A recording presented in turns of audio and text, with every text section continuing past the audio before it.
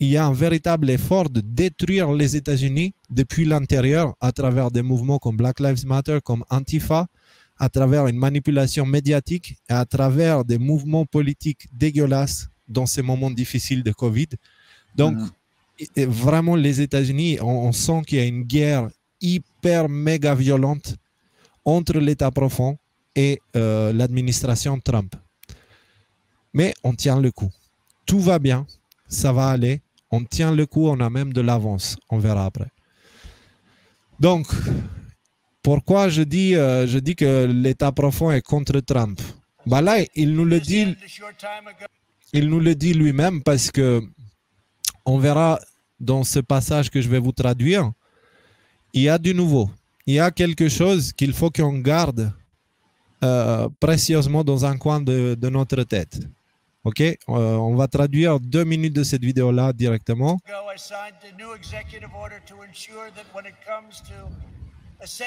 Donc, je suis allé signer un ordre exécutif exprès pour les médicaments essentiels. Les médicaments essentiels, nous devons les acheter aux États-Unis.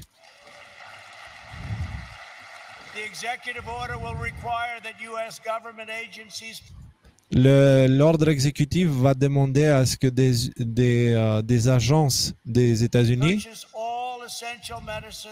qu'ils achètent tous leurs médicaments essentiels, tous les médicaments essentiels que nous avons besoin à partir de sources américaines.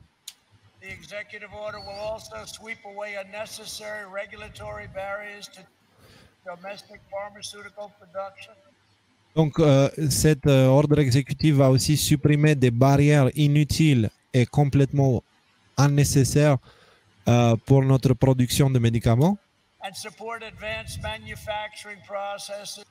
et va soutenir des modes de fabrication avancés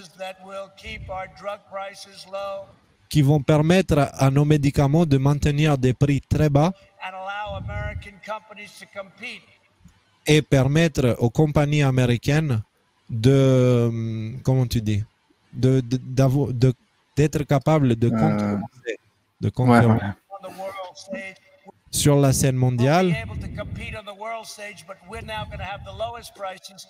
On va pouvoir donc suivre la compétition, mais nous allons avoir les prix les plus bas. Au contraire de ce qu'on avait jusqu'à là, qui étaient les prix les plus élevés. Il y a des gens dans mon entourage qui vont au Canada. Ils vont au Canada pour acheter des médicaments. Et ils vont là-bas parce que le prix est tellement plus bas qu'aux États-Unis. Et pourtant, c'est fait par la même compagnie. Souvent dans le même bâtiment. C'est une honte. Et les politiciens ont permis à cette chose d'arriver pendant plusieurs décennies. Vous avez des gens qui s'appellent intermédiaires.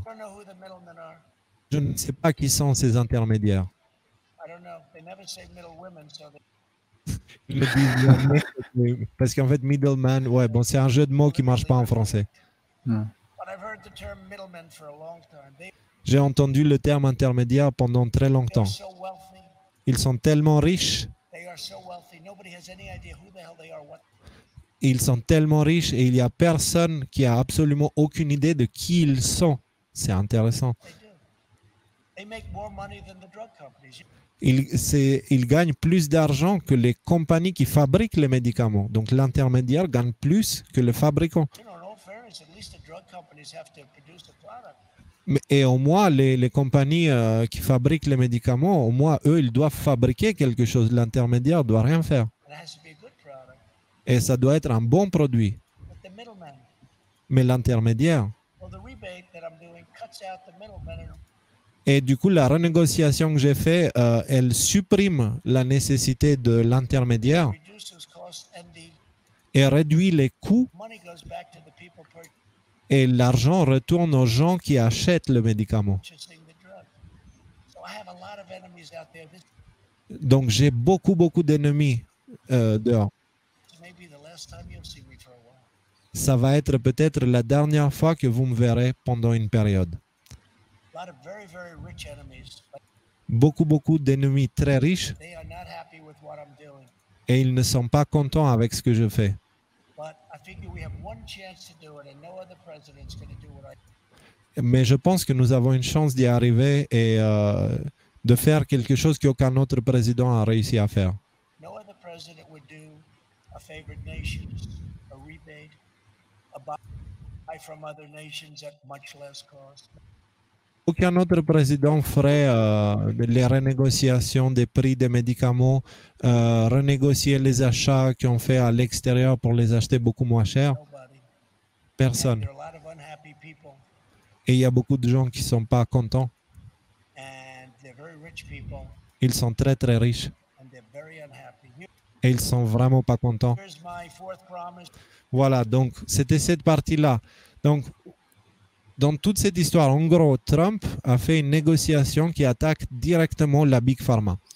Et en fait, il parle de ces intermédiaires qu'on ne sait pas qui ils sont, ce qui est vrai, et que ces intermédiaires-là sont aussi la raison de ce qu'il explique, une des raisons principales des prix très élevés des médicaments.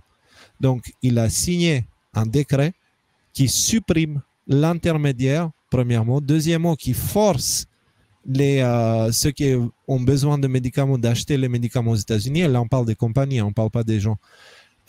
Et en fait, il veut relancer l'industrie pharmaceutique américaine, qui était en difficulté jusqu'à là à cause des règles injustes et tout ça.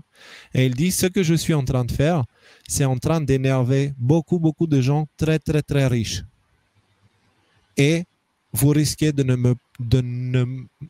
plus me voir pendant une période. Donc, je vais essayer de trouver l'article sur 17. Ah, il faut que je le trouve, cet article. Il faut que je le trouve. C'est celui-là.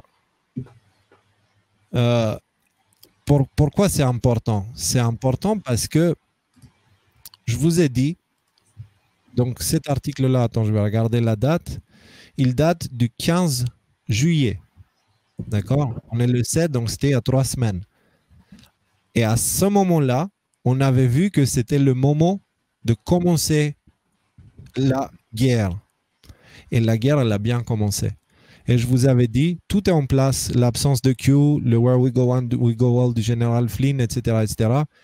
Tout est en place et l'heure est venue. Dans les semaines et mois à venir, la réalité va devenir de plus en plus imprévisible et difficile à comprendre.